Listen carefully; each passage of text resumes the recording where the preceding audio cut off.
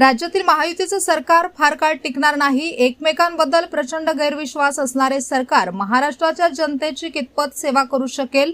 काँग्रेस आमदार विश्वजित कदम यांची महायुतीवर टीका. काँग्रेस आमदार विश्वजित कदम यांनी महायुतीमधील पक्षात सुरू असलेल्या खदखदवरून महायुतीवर जोरदार टीका केली आहे. महाराष्ट्रभर एकनाथ शिंदे यांची शिवसेना आणि अजित पवार यांची राष्ट्रवादी यांच्यामध्ये मुद्दे सुरू आहेत. नेमकं काय चाललंय हे त्यांनाच माहित नाही, पण राज्यातील महायुतीचं सरकार फार काळ टिकेल असं मला वाटत नाही. कारण एकमेकांबद्दल प्रचंड गैरविश्वास असणारे सरकार महाराष्ट्राच्या जनतेची कितपत सेवा करू शकेल याबद्दल शंका आहे, असं म्हणत आमदार विश्वजित कदम यांनी महायुतीमधील मित्रपक्षावर टीका केली आहे. कोकण आणि एकूण महाराष्ट्रातील काही घटना पाहता महायुतीमध्ये एकमेकांबद्दल प्रचंड गैरविश्वास आणि एकमेकांवर हे टीका करताना दिसतायत. महायुतीमधील पक्षांनी राज्यात वरती एकत्रित सत्तेसाठी आणि पैशासाठी बसायचं आणि खालती महायुतीच्या कार्यकर्त्यांनी एकमेकांची डोकी फोडायची असे महाराष्ट्रभर चित्र बघायला मिळताना दिसत आहे. स्पीड न्यूज मराठीसाठी सचिन लडगे, पलूस.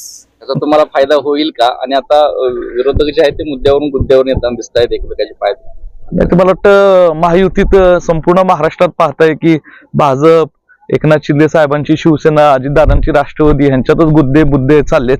काय ह्यांचं चाललंय ह्यांचं ना माहीत. म्हणून पलूस शहर हे पतंगरावजी कदम साहेबांच्या विचाराला मानणारं शहर आहे. इथल्या लोकांवर कदम साहेबांचा जीव होता. माझ्यावर सातत्याने पलूसकरांनी आशीर्वाद आणि प्रेम दिलेले, साथ दिलेली. पलूसच्या विकासासाठी आम्ही लढत आहोत. पलूसचे सर्वसामान्य लोकांचे प्रश्न सोडवण्यासाठी आम्ही लढत आहोत. नगदीच्या काळात 5 कोटीचा निधी पलूसच्या नगरपालिकेच्या इमारतीसाठी मी खास बाब म्हणून मंजूर करून आलेला आहे. म्हणून मला खात्री आहे की पलूस शहरातली लोक हे निश्चितपणे काँग्रेस पक्षाच्या पाठीशी आणि माझ्या पाठीशी उभे राहतील.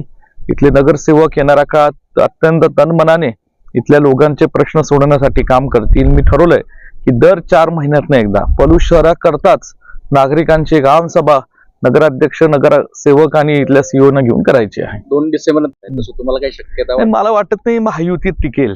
ज्या पद्धतीने त्यांचं कोकणात काय चाललंय, महाराष्ट्रात काय चाललंय, एकमेकांवर गैरविश्वास आहे. एकमेकांमध्ये ह्या ठिकाणी आज आरोप प्रत्यारोप चालू आहेत.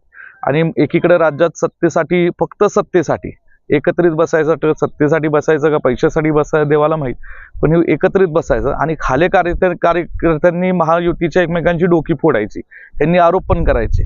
किती गैरविश्वास आहे. असा गैरविश्वास असणारं सरकार हे महाराष्ट्राच्या जनतेचं कितपत सेवा करेल हा खरं प्रश्न या ठिकाणी उद्भवतो. मुंबईमध्ये सध्या रोज लॉलीपॉप सगळे चालू आहेत. म्हणजे कोणाला किती लॉलीपॉप द्यायला चालले, लॉलीपॉपच्या पलीकडे चाललंय यांचं. आणि म्हणजे परवा तर मी पाहिलं, कुठल्याही सभेत जायचं, स्पीकर फोन ऑन करायचा आणि आश्वासनं तिथल्या सभाला द्यायची.